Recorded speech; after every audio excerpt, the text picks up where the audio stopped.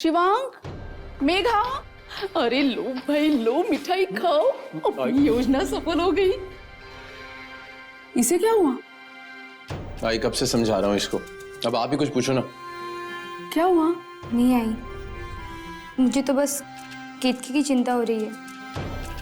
वो तो खामोखा फंस गई ना।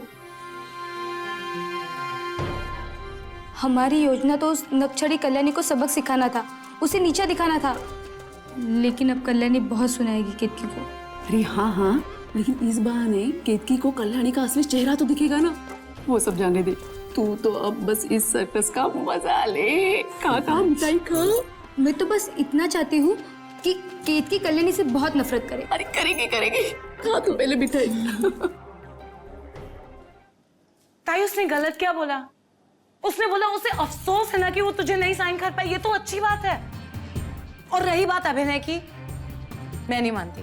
उसने कुछ और बोला होगा, तूने कुछ और समझा होगा, क्योंकि आजकल ताई तू बहुत गलतफहमी में रहती है और तू सबसे गुस्सा रहती है। तूने कितने लोगों पे चिल्लाया? तूने मुझ पे चिल्लाया, तूने मेघा पे चिल्लाया और तू प्रतिभा जी पे चिल्ला रही थी।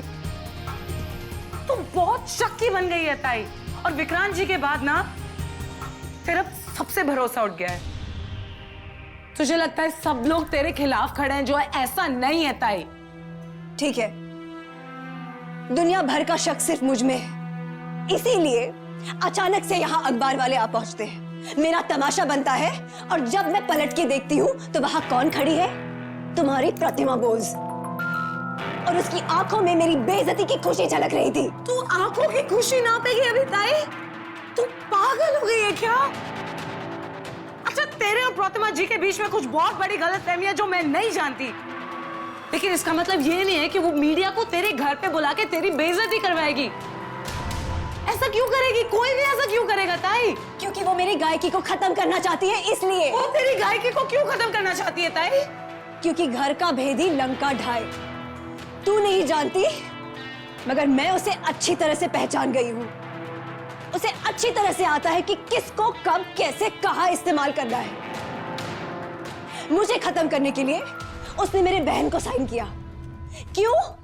क्योंकि उसे पता है कि किसी को जड़ से खत्म करना हो तो उसी के घर में किसी खास बंदे को चुनो। वो तुझे सिर्फ एक कठपुतली की तरह इस्तेमाल कर रही है केतकी।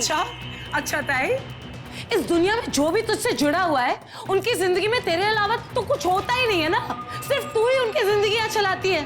उनमें तो कोई हुनर ही नहीं है, कोई कला ही नहीं है ना?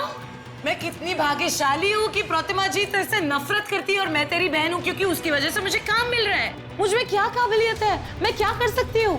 कुछ नहीं। मैं तो भटक रही होती अगर तू नहीं होती ना।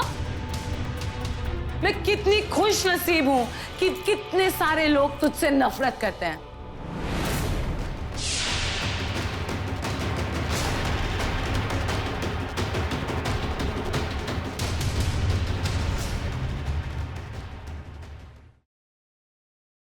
खाना बनाना आता है तुम्हें? मालकिन, आप तो उंगलियां चाटती रह जाएंगी। और क्या क्या काम आता है? नाच लेते हैं।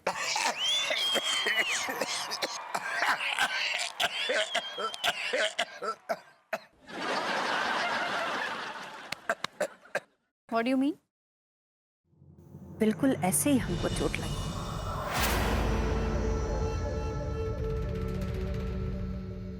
जब तुम्हारे बेटे ने हमारी इज्जत के साथ खिलवाड़ किया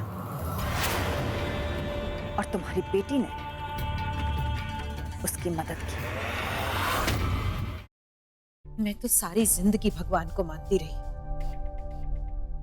लेकिन फिर भी इस घर ने कितना कुछ झेला। अब भले ही तुम लोग इसे अंधविश्वास मानो, लेकिन मैं नहीं चाहती अब इस घर में कोई भी बुरी शक्ति रहे।